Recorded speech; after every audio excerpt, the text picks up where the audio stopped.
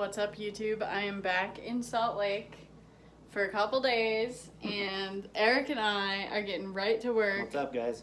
And we are cooking like near probably 30 pounds of deer meat in snack sticks. And unfortunately, I was not doing YouTube at the time when snack sticks really kept me alive, and that was in 2017. Eric and I probably made them in like May, maybe even June, and I ate about 20 pounds of these snack sticks through July, and then there were no more left. And I would literally go fishing all day, eat snack sticks all day, eat snack sticks for dinner, and I was so happy. Like, I was just telling Eric how it was my favorite thing in the world just to grab them out of my cooler and eat them for a meal, because they're really good for you. So not only did I love the way they taste, but they're super good for you. Like lean meat, like nothing bad in it, literally.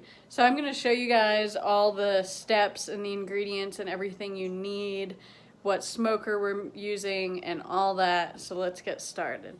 Okay, so first off, in this bin, we probably have close to, it's like 10 or 15 pounds of my dough that I shot in 2017, and I put this meat aside separately, saying I wanted to make snack sticks back then. So Eric and I have been trying to make this for a while, and I'm glad we finally had the chance to do it. We let all the meat thaw out today.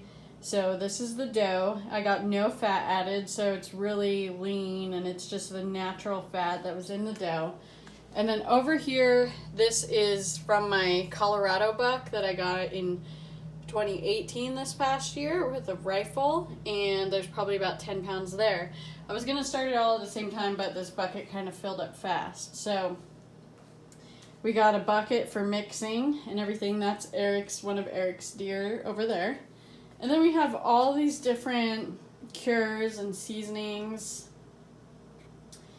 If you just buy like jerky cure and seasonings or sausage blends, that's really works good. I'm going to stick to using more of the spicier ones that you guys know I like spicy. Not a fan of teriyaki, not a fan of like sweet things in meat, so I'm going to try and stick to like probably hickory blend, hunter's blend, and then I did ask Casey from Tacticalories what he would recommend if I could use any of his seasonings for the for smoking the snack sticks, and he said that he has a special sausage seasoning, which I'm gonna order and I haven't been able to get yet, but for the time being I am gonna try mixing some of the Bad Hombre Fire in there. It's like a taco seasoning, just because it's my favorite seasoning and it has a little kick to it.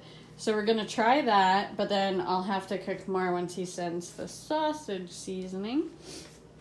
Then over here we have some instructions. This is something I bought back in the day when I worked at Sportsman's Warehouse, and it's like a little sausage gun or snack stick or jerky gun. We're going to use this into the casings and make these little snack sticks, because some of you guys might not know what a snack stick is. So then these are what we're going to use to measure the specific amounts of seasoning. You have to do like a ratio per pound of meat, and then that's how we're going to measure the meat. Alright, so in this first container we have 4 pounds of meat, and then just following the instructions on the sausage gun, 3 tablespoons of seasoning, 1 teaspoon of seasoning, and now we're going to put the cure in, which Eric is doing in his right now. This one's about out, but we have a bunch mixed in. Good.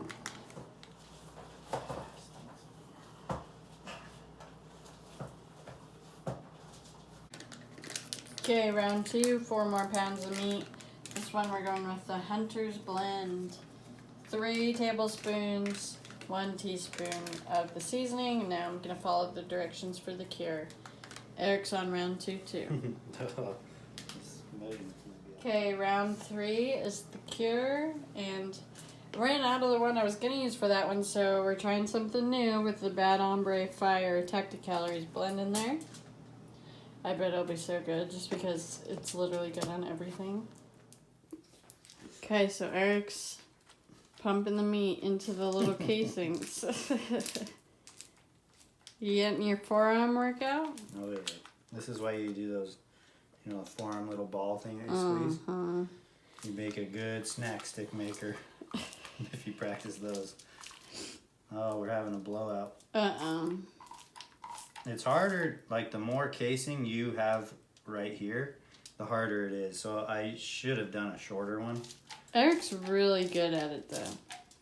I got pretty good at it last time, but I feel like I'm starting over. It's been a while. Yeah, but you're already good. Look how much that makes, just one tube full. Yeah.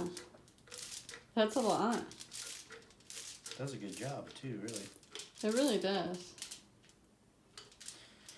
So once that's out, there's always a little bit in there. I haven't figured out a clever way to get that out. If you guys have any tips, let us know. But you just unload it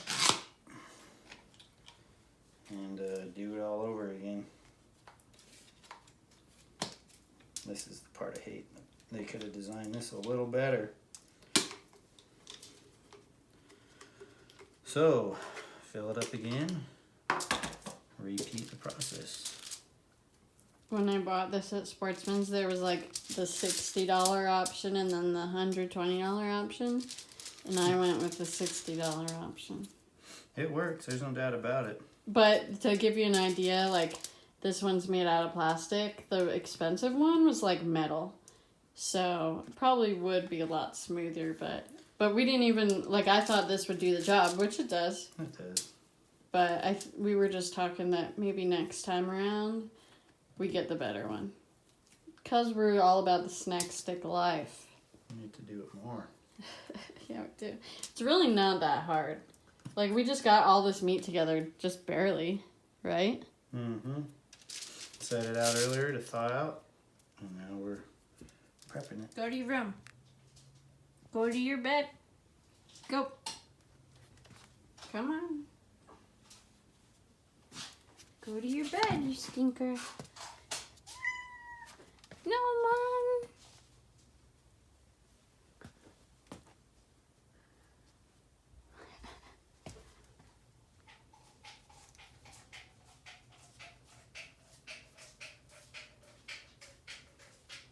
What's that noise? We got technical difficulties already.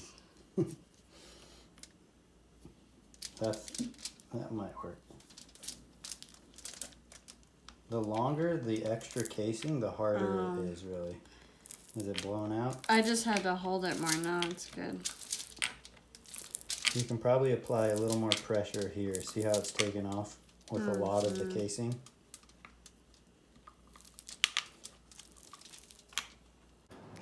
I'll show you guys when we're cutting them up here in a little bit, and I think tomorrow we're gonna vacuum seal them, right? We're gonna, keep some out for eating right away, and then the rest we can vacuum seal and freeze for. They're so good. Here's the finished ones. We've already had some finished batches. Looks so good. That's how it looks when it's done. This one broke inside while I was trying to tear it open. So guys, we've been smoking these snack sticks all day. Eric just turned this one off, and we had it literally filled with racks of snack sticks. And this one here, my little one, has 2 rows in right there. We're gonna check them now to see what temperature they're at. But basically, what have we decided is the best temperature, best cooking time? We started out with the low smoke setting on these Camp Chefs. And Right. with low smoke, what does it say on yours? To 160. That's about right. It would always hover around like the mid 150s. We did that at 2 hours, and then typically I'd bump it up to the 175 just to kind of cook them hot at the last minute.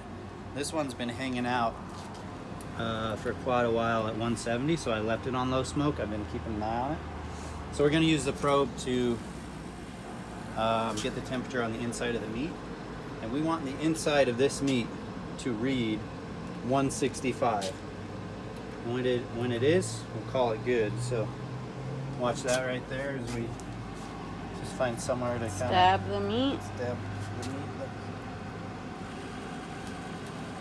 114. Well, It'll go up a little more. 130. 137. We're getting These close. are close, yeah. I checked them earlier and they were like Give it a second. 120.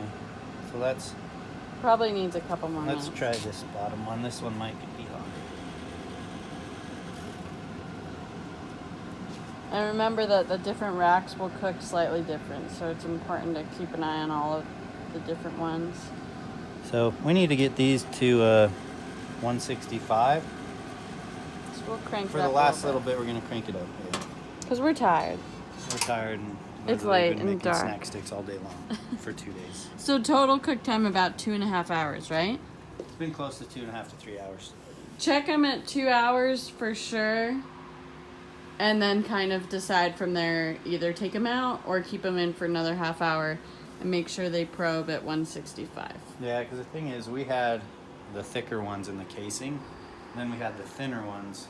And They're the different. larger Camp Chef has 4 different shelves, and they kind of cook at different rates, so you always just got to check them, but at least 2 hours to start with on low smoke. All right, guys, this is the very last round of snack sticks on the Camp Chef.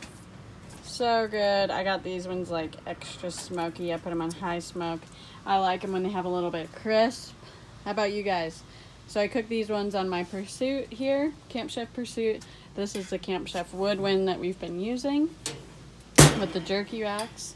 So I'm gonna put these in the food sealer and then we literally are done and we have snack sticks for days. Okay guys, so it's the next day and we are taking care of all the snack sticks on the food saver.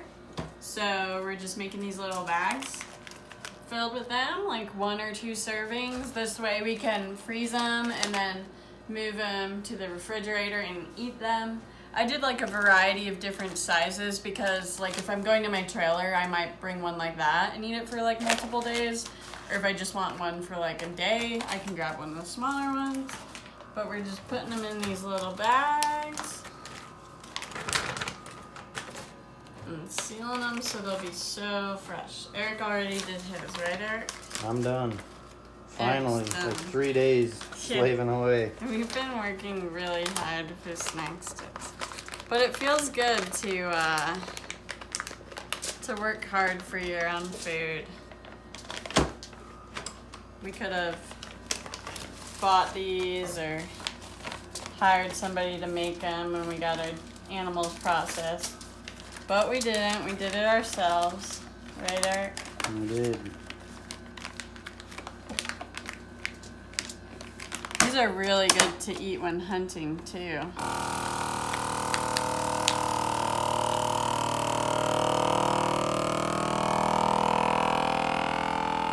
And there you have it.